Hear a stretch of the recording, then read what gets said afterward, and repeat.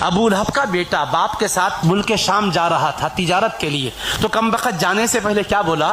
اب بھی میں آتا ہوں، محمد صلی اللہ علیہ وسلم کو جا کر ان کے رب کے بارے میں ایسی باتیں سناتا ہوں جس سے ان کا دل دکھے گا۔ تو حضور کے سامنے آ گیا اور اللہ کے خلاف حضور کے سامنے بولنے لگا۔ جب خدا کی بارگاہ کی گستاخی مصطفیٰ کے سامنے کھڑے ہو کر کی، حبیب کو تکلیف ہوئی، حبیب کی زبان سے نکلا اللہم سلط علیہ کلبا من کلابک، اے اللہ تیرے کتوں میں سے کسی کتے کو اس پر مسلط فرما دے۔ اور حبیب سے ایسی گستاخی کی، مصطفیٰ کی چادر کو کھینچ کر پھاڑ دیا، گستاخی کی، قلب مصطفیٰ دکھ گیا، حبیب کے قلب کو رنج پہنچا۔ حبیب نے کلمات کہے اللہم سلط علیہ کلبا من کلابک، اے اللہ اپنے درندوں میں سے کسی درندے کو اس پر مسلط کر دے۔ یہ پلٹ کر باپ کے پاس گیا، باپ نے کہا تو کیا بول کر آیا؟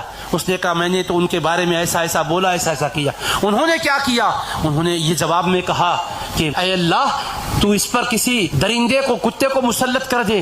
تو وہ کہنے لگا ارے جو وہ بولتے ہیں وہ ضرور ہو کر رہتا ہے، اب تیری ہلاکت کا تو وقت آنے ہی والا ہے۔ اب وہ سفر میں جانے کا فیصلہ کر لیا تھا، اس کی حفاظت کرتے ہوئے لے کر گیا، ایک مقام پر پڑاؤ ڈالا تو وہاں کا راہب بولنے لگا ارے تم لوگ یہاں پر کیوں پڑاؤ ڈال رہے ہو؟ یہ زمین ایسی ہے، یہاں درندے، بھیڑیے، شیر ایسے ہی چلتے پھرتے ہیں جیسے بکریاں چلتے پھرتے نظر آتی ہیں۔ اب وہ ایسا وقت تھا یہاں سے کہیں جا نہیں سکتے تھے۔ اس نے کیا کیا؟ اپنی قوم کے لوگ جو ساتھ تھے ان کو جمع کیا، جمع کر کے کہنے لگا تم جانتے ہو میں بوڑھا ہو چکا ہوں، میرے بڑھاپے پر رحم کرو، میرا یہ لخت جگر ہے، اس کے بارے میں محمد صلی اللہ علیہ وسلم نے ایک خطرناک جملہ کہا ہے، مجھے ڈر ہے کہیں درندہ اس کو کھانا جائے، لہٰذا تم پورا ساز و سامان جمع کرو۔ وہ کہنے لگے تو سردار ہے، جو تو بولے گا ہم سننے کو تیار ہیں۔ سارا سامان جمع کر دیا، قافلے والوں نے پورے سامان کا ڈھیر لگ گیا اور اونچا ایک تخت کی طرح اس کو بنا دیا۔ تو کہنے لگا میرے بیٹے کا بستر اس پر بچھاؤ۔ کہا ٹھیک ہے بچھاتے ہیں، اس پر بستر بچھا دیا۔ کہنے لگا میرے بیٹے کو اس پر سلا دو۔